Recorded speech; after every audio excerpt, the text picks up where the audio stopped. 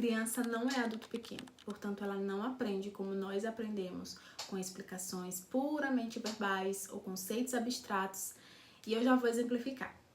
Há séculos já se sabia que elas aprendem por 4 vias principais, que não são opcionais. Eu e você não podemos mudar isso, porque é estrutural, faz parte do desenvolvimento natural da criança.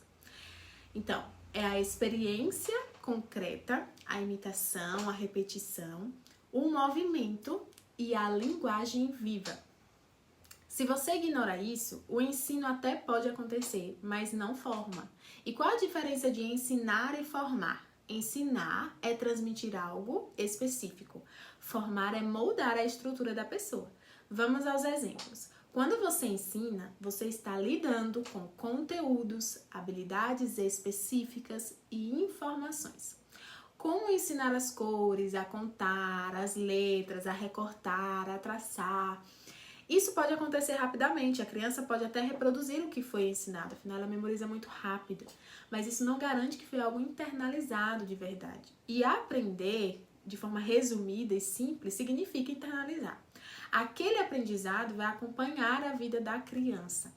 Para que haja internalização, é preciso formar agora, na infância, que é o terreno mais fértil da vida humana, ou seja, preparar a criança para aprender bem qualquer coisa.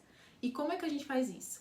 Trabalhando a atenção, a linguagem, os hábitos, o caráter e a forma de perceber o mundo.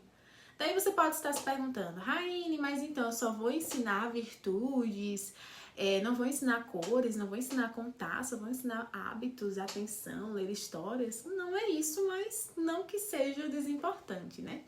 Na verdade, do ponto de vista da cristão e clássico, isso é essencial.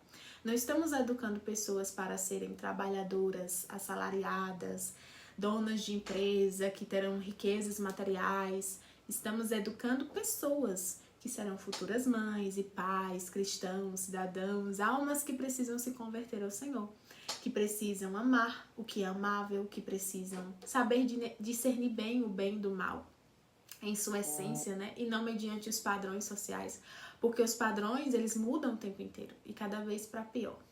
Então, se pensarmos como a escola tem pensado, nós vamos separar tudo. Vamos deixar de entregar boa literatura, porque está com valores antiquados, ultrapassados, ou porque a criança não vai precisar da imaginação quando ela for adolescente, adulto, mas sim do mundo real para resolver seus problemas, seus dilemas. Então eu não vou dar contos de fada, não vou dar fábulas, para quê?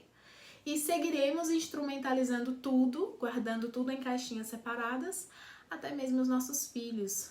Mas, voltando ao ponto, não se trata então de reduzir o que eu acabei de dizer a não preciso ensinar nada além de virtudes. Isso é equivocado. Você pode ensinar, mas a diferença está em quando, como e com qual finalidade. Cores, formas, números, noções espaciais não são ensinados, por exemplo, de forma abstrata e isolada, fora de contexto, desvinculado das vivências, das experiências concretas, da linguagem viva, como um fim em si mesmo, ou até mesmo antes do tempo. Vocês vão ver que quando você forma crianças, os conteúdos entram no ensino de uma forma muito, tipo uma consequência. Exemplo, você não ficha as cores para a criança memorizar.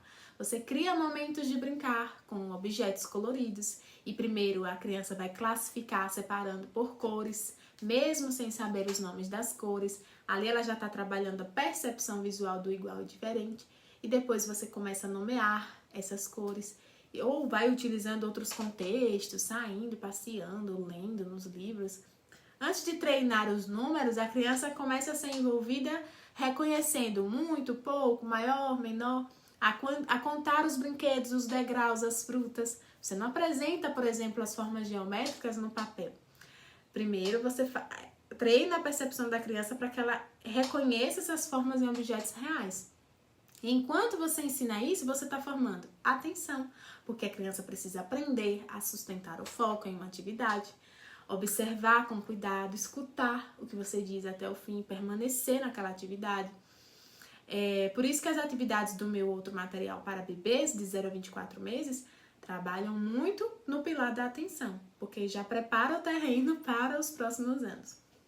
Você também, além da atenção, estará formando a linguagem, porque a criança não apenas ouve palavras, conceitos, títulos, mas ela aprende a compreender, a organizar o seu pensamento e a se expressar. E a memorização entra aqui. A ação de poemas, né, entra como um meio eficaz de fazer isso. Você vai também estar formando hábitos, porque a repetição das mesmas ações na mesma direção forma comportamentos estáveis. A criança aprende a obedecer, a persistir, a terminar o que começou e a agir de forma ordenada.